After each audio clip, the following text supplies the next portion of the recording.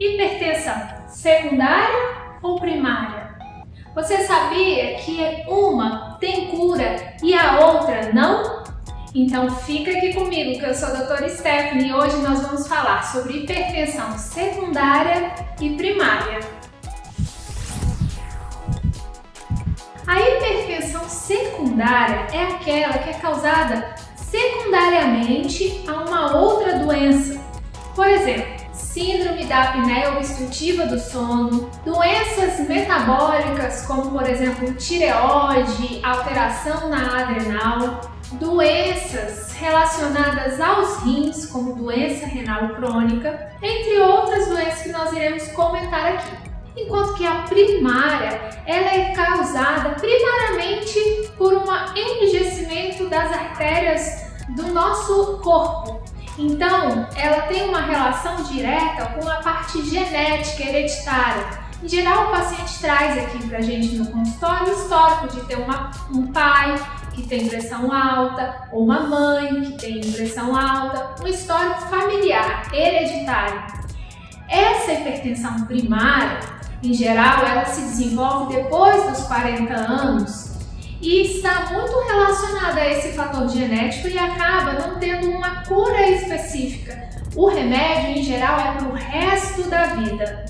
Só que, se bem tratada, evita-se as complicações da hipertensão arterial, que são infarto, AVC, doença renal crônica, retinopatia hipertensiva. E sem essas sequelas, o paciente vive por muito tempo. Então o paciente costuma me perguntar, é para o resto da vida?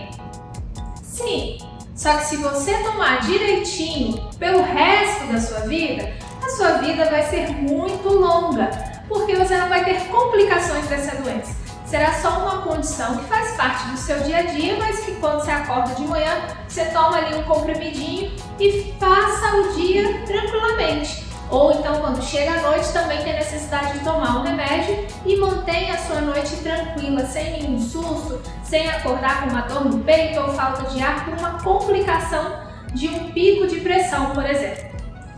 Já a hipertensão secundária, ela pode ser tratada e, uma vez tratada, melhorar a condição de vida do paciente e, de repente, não precisar nem tomar mais remédio de pressão. Por exemplo, a síndrome da apneia obstrutiva do sono. Aqui no canal a gente já fez até um vídeo sobre isso.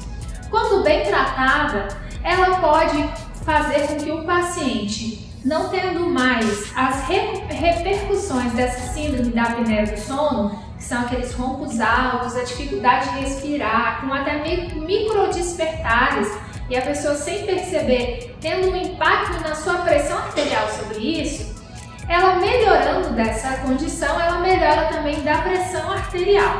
Este é um ponto, a síndrome da apneia obstrutiva do sono. Outro ponto são, por exemplo, as doenças endocrinológicas. Por exemplo, hipertiroidismo ou hipotiroidismo, quando seu TSH e seu T4 livre estão alterados no exame de sangue.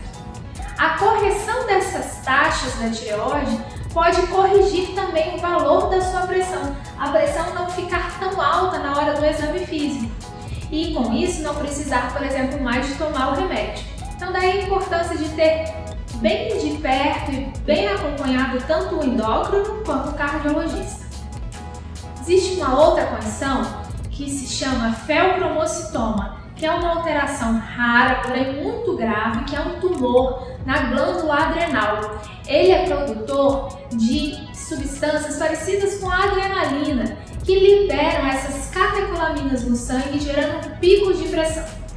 Se for tratado esse tumor, por exemplo, feito uma cirurgia para retirá-lo, então o paciente não vai precisar mais tomar remédio de pressão. Em geral fica às vezes até com a pressão baixa, porque eles estão acostumados que estava tendo de ter picos de pressão. Existe uma outra condição também, que é o tumor produtor de aldosterona. E para esses casos, que é chamado de hiperaldosteronismo, pela aldosterona alta, se for feito o tratamento, o paciente também melhora. Existem remédios que bloqueiam a ação da aldosterona, como por exemplo a espironolactona, mas existem situações também que pode ser feita a ressecção cirúrgica desse tumor e o paciente ficar com pressão normal depois. Mas doutora, como que eu vou saber se eu estou precisando fazer uma cirurgia para deixar de ser hipertenso? Na consulta a gente faz alguns exames de triagem. Se esses exames mostrarem sinais indicativos de hipertensão secundária, eu vou te direcionar para, de repente, ir a alguns desses especialistas, seja endócrino, seja cirurgião, seja algum exame de imagem mais específico do abdômen, para tentar identificar essas causas secundárias. E também pelo seu próprio histórico, porque a primária, por exemplo, é relacionada ao histórico familiar. Existe ainda uma condição que é a hipertensão secundária associada à doença renal. Isso porque algumas pessoas ainda na infância tiveram algumas doenças renais, algumas pielonefrites de repetição e os rins já não filtram mais tão bem, prejudicando então o controle da pressão arterial. Existem pessoas que vão precisar inclusive de fazer hemodiálise ou de transplante renal. Aqui no canal também a gente já fez um vídeo mais detalhado falando sobre essa questão de pré-operatório, relacionando a questão de indicações, por exemplo, até mesmo para transplante. Vou colocar aqui o link desse vídeo. E aí, se for indicado, por exemplo, um tratamento renal específico, o paciente pode também deixar de precisar de tomar todos aqueles remédios de pressão que antes precisava tomar, especialmente o paciente renal crônico, que toma pelo menos aí uns 3, 4 remédios de pressão no seu dia a dia. A outra condição é o uso de medicamentos que causam aumento da pressão. Lá no meu Instagram mesmo eu já fiz um vídeo que fala sobre hipertensão pode não ser para sempre. Eu coloquei ele como short aqui no YouTube e vou colocar também o link dele. Essa hipertensão pode não ser para sempre foi muito visualizada e muita gente se identificou, porque era o caso de uma paciente que estava usando anticoncepcional, que é uma pílula muito comumente usada por mulheres aqui no Brasil, que tem o efeito de evitar a concepção, mas que pode ter um efeito também muito ruim de permitir que ocorra a concepção, o óvulo seja fecundado, mas que ele então não se desenvolva, causando, por exemplo, abortos ocultos.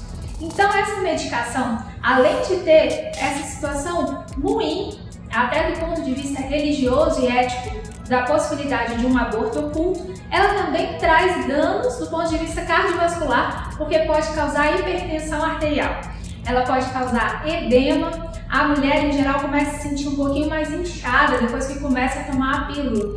E também pode causar uma certa constricção das artérias, levando à hipertensão. Foi até o caso que eu exemplifiquei nesse vídeo e que a paciente, depois de parar de tomar a pílula anticoncepcional, a pressão dela normalizou. O exame de mapa 24 horas, que é um dos exames que a gente utiliza para fazer essa avaliação também, normalizou completamente e ela não precisou mais voltar a usar o remédio de pressão que ela tomava antes.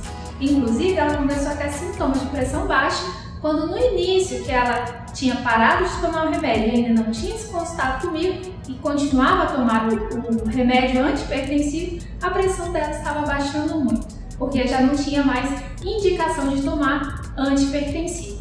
Existem também outros remédios que causam pressão alta, como corticoide, imunobiológicos, e todos esses devem ser acompanhados de perto com um cardiologista. Você sabia de todas essas condições da hipertensão secundária e da primária? Conhece alguém que você acha que vai se beneficiar dessas informações? Então encaminhe esse vídeo para essa pessoa e deixe aqui também o seu like. Um abraço!